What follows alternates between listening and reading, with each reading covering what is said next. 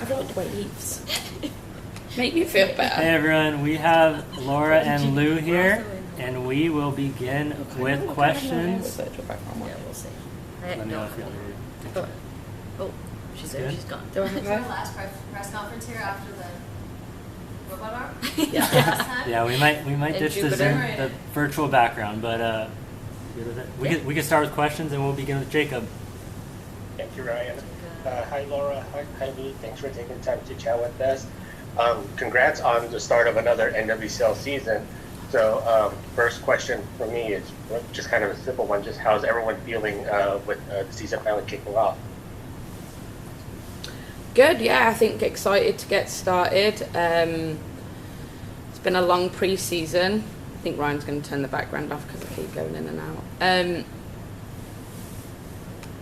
Yeah, it's been a long pre-season, but it's been a good one. I think that for us, obviously, with keeping a lot of the main group from last year, it's been about evolving who we are and making sure we can be unpredictable when we need to be, but be really good at being who we want to be as well. And I think the Portland tournament's always a good way to end pre-season and see where you're truly at. So I think we learned a lot about ourselves last week. Yeah, we're ready to go. 9 weeks is a long time. And I think we got a little bit of a taste of the NWSL games with the Portland tournament, so we're excited. And then just a quick follow-up question to you, Lou, specifically. Jess had talked about you being instrumental in the design of the Purpose Kit. I was just wondering if you can just talk a little bit about what your involvement was with that.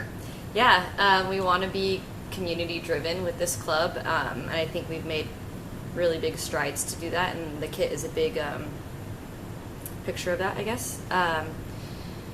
But yeah, I think our environment at the club, we want to express that somehow, and I think these jerseys is a great way of doing that.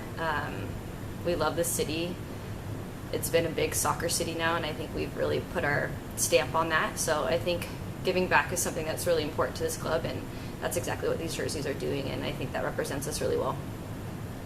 Thank you, and all the best to everyone tomorrow and the season ahead. Thanks, Jacob. Next we have Susie. Thanks, Ryan. I wanted to ask about the Spirit a little bit. Laura, obviously a familiar coach, but maybe a little bit of uncertainty about how they might approach the game with some rotation. What are your sort of expectations for what the Spirit might put up against you all? Well, I think, I feel like the narrative around the Spirit is not accurate. Like, I feel like everyone's seeing that they're making changes that aren't to win now. I don't think that. I think they've made changes to do exactly what they think they need to do to win now. So I don't quite agree with the narrative that it's, this big rotational thing to have a future. Because I know one thing about Mark, he knows how to win in this league, and they have players on the field who can score goals. So I think that's what we expect. We expect a team that's going to be hard to beat because they're always a threat. They have players on the field that have proven that for a while now, who can compete and be successful at this level. And I think for us, they've been a team that we found it hard to beat since I've come back. We haven't beaten them since I've come back. So I think that, we know that we've maybe performed well in games against them, but we haven't, got the result that we want in any of those games. So I think our mentality is that we expect a really tough game out of them with a coach who knows how to win in this league. And we have to go out and get a result tomorrow. I think that's the most important thing to us.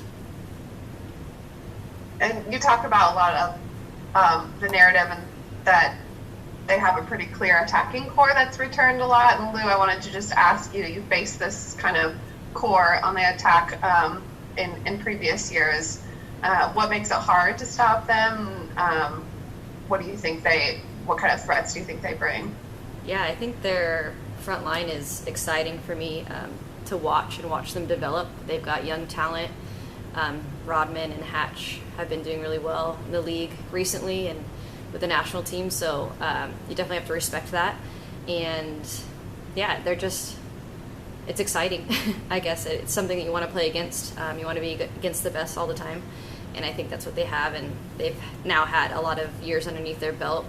I think Hatch has been very consistent, and Rodman is Rodman, so I'm excited to see them out there, and I know that they're a big threat, but I think with our core group returning, that it'll be a really good matchup. Thanks, Susie. And then we have Anne. Thanks for doing this, you guys.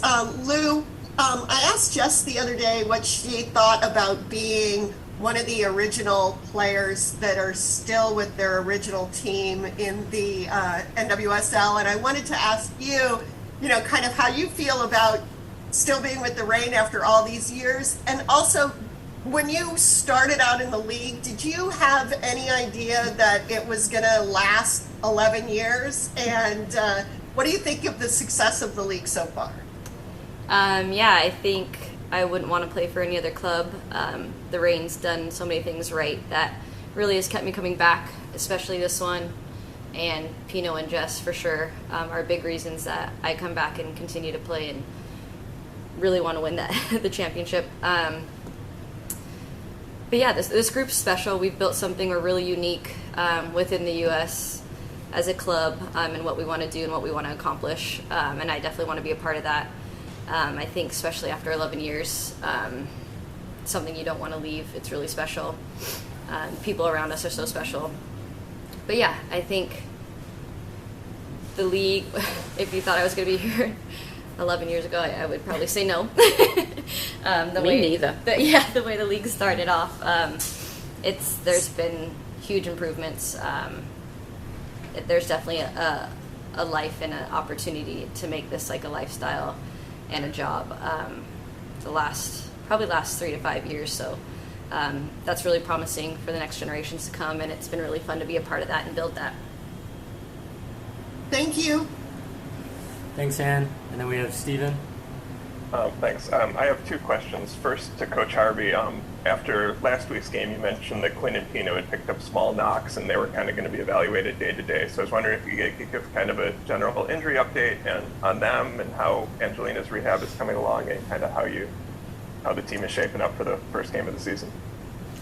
Yeah, no real change from last week on that. I think we're still day to day on Quinn and Pino, and Andy's doing great on her rehab. I think she's returning to some team training now, which is always nice when you get to that stage of rehabbing her injury. So we're excited about that. And Luani arrives tomorrow, so we're excited to get her with the group and see what she can do. Okay. And my second question is to both of you. I think this is your longest road trip to start a season since the inaugural year, so I'm wondering kind of how you're feeling about the importance of starting strong and then finally being able to get to Lumen in a couple of weeks after what's been such a long preseason and kind of beginning of the season away. Yeah, I mean, we haven't been home much lately, but I think that the good thing about the road trip is that we get 2 of our longest trips out the way in one, which is nice. And we have been together, for 9 weeks now, on and off in on different trips, so that adds to it. I think starting the season away from home is tough. I feel like we've done that a lot lately. But I think we were literally here a year ago. Our first regular season game was in Washington last year. We didn't get the result we wanted, and it was right in the middle of whatever Challenge Cup and all that stuff. So I think tomorrow is just a really good opportunity for us to show who we are right now.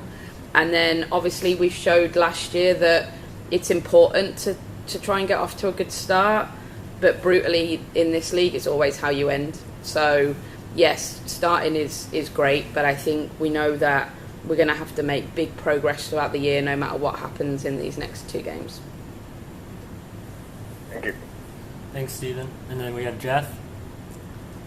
Building on what you were just talking there for both of you as a player and a coach, with the unique challenges of a World Cup year and the ebbs and flows and players trying to peak at different times, what is it going into the marathon of a 2023, knowing you've just done a long beginning, you have a stretch with everybody, a stretch without, a run in, and playoffs. What is the unique challenge to a year like this to keep everybody on an even keel throughout the marathon that will be 2023?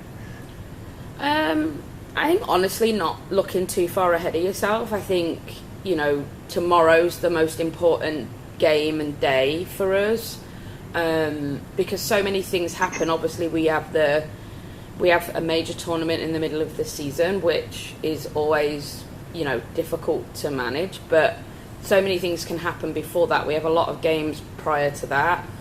Then obviously we have to sort of manage that period, but as I've said multiple times now, this year's schedule is the best it's ever been for a World Cup, so we're happy about that. And then again, it's always how you end. So I think making sure we're competitive, making sure we're in and around it pre-World Cup, making sure we're in and around it post-World Cup, so we can kick on at the end and prove who we really want to be. I think that's always the most important thing, but not looking too far ahead, I think, is how you ultimately manage it. And I also think that we have a really strong returning group from the whole roster, really. We didn't make a lot of changes, so I think that gives us a lot of depth with years like this in the World Cup. That's super important for really any team, because it is long, it's hard, a lot of travel, a lot of people coming in and out, so at least having consistency in terms of the depth of the squad, I think, is really important, and she's always done a really good job with that. So I think this year in particular, it's probably have the most returning, would you say? Yeah. Yeah, so I think that's really beneficial in a World Cup year. So following up with that, then my last question is, does a match then like the Club America match, where you did have a lot of players gone and were able to play what looked like a reflective roster of the summer, something that you can then refer back to? Yeah, definitely. And the Challenge Cup. The Challenge Cup this year for us will be utilised in that way. The Portland tournament was utilised in that way, and the Club America game was utilised in that way. I think the fact that the Challenge Cup is put in midweek this year lends towards it being that way. I think that to expect the same starting 11 to play every minute of every game, 3 games a week throughout, April and May is unrealistic. So I think, again, what the group's going to look like around the Challenge Cup and will be potentially a reflection of what the group will look like during those World Cup periods. All right, thanks, Jeff. And then last one from Stephen. I have just one more question for Coach Harvey. Last night we saw the announcement that Pavana Lopez is being loaned to Selfoss. So I was wondering if you could talk a little bit more about kind of what you're hoping to get out of that loan and the thinking behind it and having her come back in June. Yeah, I think for Jimena, she's been on a development pathway, and I think now it's about getting games for her consistently. And we thought that this would be a really good opportunity to do that. And we're just thankful that we found somewhere that we believe, has a similar identity to what we want to play and how we like things to be done.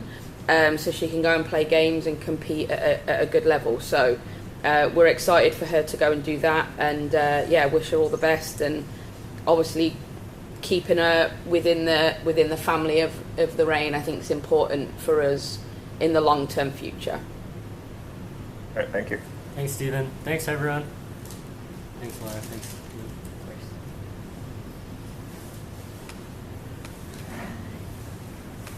Thank you. Thank you.